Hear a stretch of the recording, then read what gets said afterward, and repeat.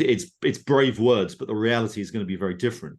I mean, he can't let the bond markets take control. The authorities have got to try and control the bond markets.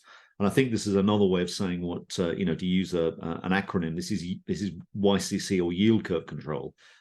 This is what they need to implement. All central banks and finance ministers are going to have to go down this road at some stage.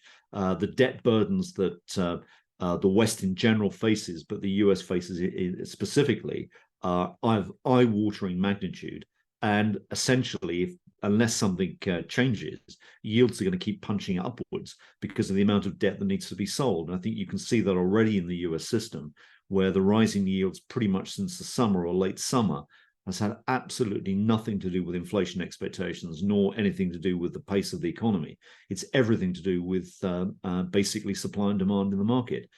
There's a lack of buyers generally, or let's say there's a lack of traditional buyers, and what you're getting is a big increase in coupon supply.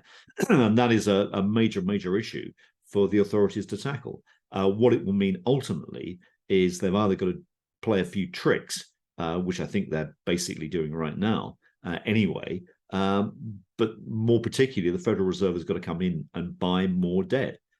In other words, you're going back to QE. They won't call it QE. They'll call it something else like quantitative support for markets, not quantitative easing. But this is the name of the game. I mean, the numbers are just too big here.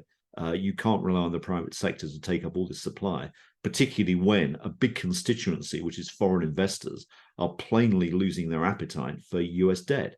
The Chinese are very deliberately running down their holdings. The Japanese are not buying in the way that they bought before. And with foreigners owning something like a third of US debt, still, I mean, this is a big constituency to worry about.